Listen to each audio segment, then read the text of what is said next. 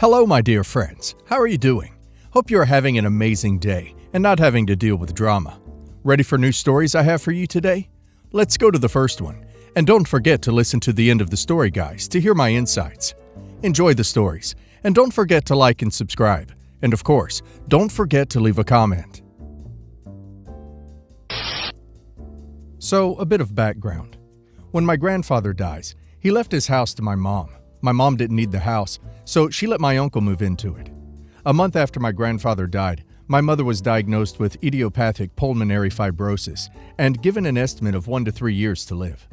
She decided to be proactive and put the house in my uncle's name so that when she died, there wouldn't be any issues with my stepdad trying to take the house.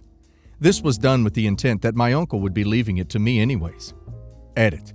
My mother ended up passing away just 5 months after my grandfather. My uncle calls me whenever he needs anything. He's never really figured out how to do a lot of things on his own. He calls me when something breaks and it needs to be fixed. He calls me to help him figure out some of his bills.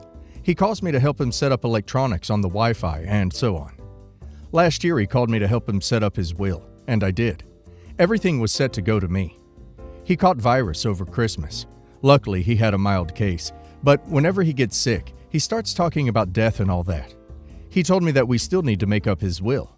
Confused, I told him that we already had and it should be in his firebox.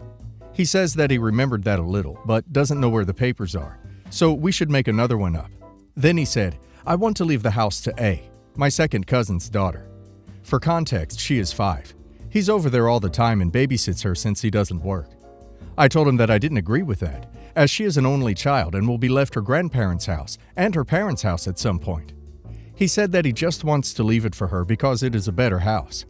I told him it's his house, he can leave it to whoever he wants, but he can find someone else to help him with that and everything else. So am I the a-hole for telling my uncle I will no longer help him with all of his stupid little things and refusing to write myself out of his will? Well, OP's mother is the first one to blame here because she didn't take care of OP and trusted her brother too much. Then of course, Uncle, who is ungrateful, is definitely in the wrong here. Yes, OP is right to no longer help his uncle if OP won't get the house. OP needs to remind him that OP's mom put the house in his name with the understanding after he passes, the house would be left to OP, and shame on him if it won't. And now let's see if the community agrees with me. Dip Spitistan says, not the a-hole. You make your choices, you deal with the fallout. Your uncle wants to change his will to exclude you. Totally his right. You no longer want to help him with anything as a result. Totally your right. Ladder Cost 1331 says, your mom should have protected your rights. Sad. Competitive Key says, you should hire an attorney now. Given your mother's failing health when she left the house to your uncle, you could make a case that she was not of sound body and contest her will. You might also be able to argue that your uncle is now stealing the house, given his original will. But do not leave this situation to a standoff with him over repairs. I, 18 female, have a very big family, with cousins ranging from ages 14 to 23. Amongst this bunch, there is my elder cousin, Ava, 22, who is the perfect golden child, has always looked down on all of us. More like her parents boast about how she doesn't drink, smoke, party, have a boyfriend, etc. Last month I was at my friend's house and found out that she goes to the same college as my friend's brother, Jason. I asked Jason if he knew her, but the probability was less because she doesn't party and is an introvert. He asked me if it was Ava, surname, and I said yes. He was shocked, to say the least, about the shy, introvert, non-party girl part. He pulled her up on Instagram, which didn't have her full name, but some made-up crap to do with Carabar, or some crap, and turned out I was blocked. I screen recorded her account and sent it to 3 of my cousins I'm very close with, 16, 16, and 19. They all were shocked too, because she doesn't dress like that, party, curses, from captions, has a boyfriend, etc., or so we thought. And we all maintained secrecy that we won't tell our parents. But turned out, my 16 female cousin, Maxie, showed it to her mom. Her mom is like 34 and they're very close. But no one mentioned it for a long time anywhere, and we went our merry ways.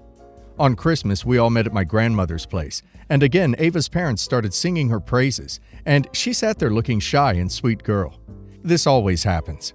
She always comments on our clothes, from red lipstick to short shorts to high heels. She doesn't talk to most of us, but rather sticks to adults. Maxie's mom had enough when Ava's parents said that Ava is a good girl and would never make a mistake on getting pregnant at a young age and isn't like any of the other children. Now, Maxie's mom was a teen mom, and she had enough. She sent the screen recording on Family GC and asked everyone to check their phones. This did cause a blunder, and Ava and her family ended up leaving without apologizing for their comments. On the 27th, Ava's father wrote a big message on Family GC that their daughter can make her own choices and is not liable for an explanation to anyone. And she isn't, but all of them are hypocrites. No one replied. Today, Ava messaged me that she got to know I circulated the video. I cleared up that I did not have any intention to show it to any adult or sabotage her image, and also said sorry, but she called me a B. So, of course, I told her she's the dumb one, and if she thinks she can hide her true self behind social media, that isn't going to work. All of my frustration from the last 7 or 8 years or so let out. She cut the call, but then I got to know her family won't be attending New Year's brunch. So now I'm thinking if I just shouldn't have said anything and apologized. So am I the a-hole? Edit. To the people saying I'm jealous of Ava, I'm not. Except Ava's parents, no one cares that teenagers do teenage stuff like I mentioned above. I had no ill intentions on outing her. I didn't know Maxie will show it to her mom. If anything, the other parents were always worried about her. Also, Ava and I were close when we were like 4 and 9, but we all started drifting apart from her after her parents' beliefs were forced upon us, and we talked back to them. We never excluded her, but she was the elder golden child and mingled with adults more. I don't think many people relate to a big family having this dynamic. Well, I might not have the most popular opinion, but Ava's parents constantly brag about a made-up person and use it to try to put others down and make everyone else feel badly about themselves. In the entire thing, basically the actual issue is Ava's parents' behavior. Exposing Ava had nothing to do with Ava. No one judged her behavior. It was just about showing the parents that they are not right, and they should stop bragging, because there's nothing to brag about. And now let's hear the community's opinion. Dr. Snoop Robb says, "Everyone sucks here. This whole family sounds terrible, if I'm being honest." Bubblehead Joe says, "You're a family of judgmental a-holes. Ava's parents sound insufferable, but instead of standing up for herself like the adult she is, Maxie's mom decided to attack her niece. And it sounds like all Ava is doing is keeping her business private from her parents. What do you want her to do? Announce that she has normal college fun to the table? Most college kids don't tell their parents everything they're doing. If Maxie's mom has a problem with what her siblings say, then she needs to say something back or refuse to be around them. But instead, she decided to send around videos of Ava? It's pretty pathetic that she felt the need to attack her niece when it's Ava's parents being jerks. She's 34 years old doing mean girl high school crap. It's very clear you're bitter and resent Ava. You screen recorded her profile to be spiteful. I don't know what you wanted out of doing that, but I have trouble believing you didn't want this to get out. Everyone sucks here, especially you, your aunt, and Ava's parents." Not So Religious Now says, "Everyone sucks here, except Ava. You're all judgmental jerks, and her parents are clearly clueless, insufferable idiots. But Ava owes no one an explanation or justification for how she lives her life. The rest of you just come across as jealous and desperate to tear her down, just because of what her parents believe about her." 5 years ago, my 38 male sister, 41 female, separated from her ex-husband, 41 male, and came out as gay. While she was married, my sister had 2 children, my niece, 10 female, and my nephew, 7 male. The family was supportive of her and tried to understand her choices over the next 4 years as best they could. Shortly after coming out, my sister had an affair with a married mom at my niece's school that ended poorly and resulted in my niece switching schools. After a few months, my sister started what I think was her first serious relationship with a woman, who I'll call Sherry. Sherry has a daughter, Jess, who is a year younger than my niece. During the almost year-long relationship, my niece would refer to Jess as their sister, and then Jess would call me uncle. Until that is, Sherry broke things off, sending my sister into a depressive spiral. Not wanting to be alone, 4 months later, my sister would become the third partner in a polyamorous relationship with a husband and wife, who also had 2 daughters. This relationship lasted close to 2 years, during which the couple and their daughter moved into my sister's home.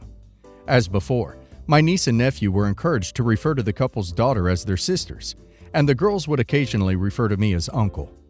A year into the relationship, the husband of the couple left. 6 months later, my sister began speaking with Sherry again, which resulted in my sister breaking off with her partner and evicting her and her daughters from her home within 6 months. Shortly after, she began seeing Sherry again. Now we come to today. Sherry and Jess have lived with my sister for possibly 8 months, and my sister has proposed to Sherry, who said yes. While the years I've outlined above have been messy and have had a profound negative impact on my niece and nephew, I'm overall happy for my sister. Sherry makes her happy, and while we definitely don't see eye to eye on a number of topics, we get along well by simply not discussing them. Just before Christmas, my niece and nephew came over to visit with their grandmother. Afterwards, my wife sent them a Christmas card, addressed to just the two of them, thanking them for the visit. When it arrived, I received a text from my sister saying, "We received the Christmas card in the mail today. How come no one else but nephew and niece are addressed? My family consists of more than just them." I responded simply that it wasn't meant for anyone else and was addressed accordingly. Since then, I've spoken with my sister on the topic and asked what had prompted her question. As I expected, she said that Sherry and her daughter are a part of her family now, whether you like it or not, and that I can't treat Jess differently than my niece and nephew. I explained that while I think Sherry and Jess are great and would include them in events and the like, that Jess is a part of my sister's family, but not mine. I would buy birthday and holiday gifts for my niece and nephew, but not Jess. I mentioned that it's no different than her poly partner's daughters not being my nieces, but was told that this is different because Jess doesn't have any other family. Her father is apparently not involved in her life much. I responded that while that's sad, it's also not my problem to fix. 2 last points of context. 1. My sister and I are not especially close, and I generally only see her at family gatherings. I rarely see Sherry and Jess at all. The only time this issue will ever bubble up is minute. 2. My mother has acquiesced to my sister's demands and buys Jess gifts anytime she buys them for my niece and nephew. She's explained to me that she's done so to keep the peace and avoid losing access to the kids. Am I the a-hole here? Is step-uncle a role I should be taking on in this scenario? I personally feel so sad for the kids in this. They have a sister with whom they built a relationship. Then she disappears. They get new sisters who disappear again, and then the other sister comes back. I would be keeping emotional distance from anyone not actually related to me, because I'd be waiting for sister to split with them and whoever I got attached to disappear. So yeah, it's not the best example OP's sister is setting for her kids, and I understand OP not wanting to get involved in all the mess. And now let's hear the community's opinion. Wielder of Aphorism says, "Not the a-hole. The real issue seems to be that your sister's tumultuous love life is yanking children in and out of your orbit. These other children are not related to you. They are likely just as confused and emotionally drained as you seem to be." Street Wing says, "Not the a-hole. More than once, your sister has presented you as uncle to children of people she is seeing romantically and who you aren't related to, and expected you to treat them as though you are their uncle, right up until she breaks up with the parent. It's unfair to the kids, and it's unfair to you. You can put your foot down and say no more introducing me as uncle to the children of the person you're dating. Get married, and then that can change." OK Map says, "Personally, I would not single Jess out this way. She is not responsible for the crap storm your sister's love life has turned out to be. Like your niece and nephew, Jess is a child and is therefore still at the whim of her parents. Many of us are lucky enough to have sensible parents that provide a solid foundation on which we can thrive. Others of us aren't so lucky. Jess, your niece and nephew, fall into the latter category. While there are kids worse off, this kind of emotional instability is still really damaging to their developing brains and identities. Technically, you're not the a-hole. You don't owe Jess a relationship. So while you're not breaking any clear social rules, you're being a jerk to a kid. You're an unempathetic, unlikable, non-a-hole." I'll start this off by saying that I don't think I overreacted, but I lost my whole friend group over this, so I might be missing something. I had a friend group of 5+ girls, all similar ages to mine. It's important to mention that I do make significantly more money compared to them, as I have a high position working in software development. And the friend in the title, who I'll call Anna to avoid confusion, works in a field that's hard to progress in and not high paying as is. With that being said, I set a goal for myself to find something I can purchase as a keep-going gift for my birthdays that also doubles as investment, and decided diamond jewelry is the least volatile asset. The actual situation occurred a couple of weeks back. My mother unexpectedly had a chronic condition flare up again, and I had to leave the city for 2 days. I couldn't take my 2 cats with me as it was on such short notice, so I asked Anna to come by once or twice a day to feed them and clean up the litter boxes if needed. I gave her more than enough gas money and a key, and she agreed.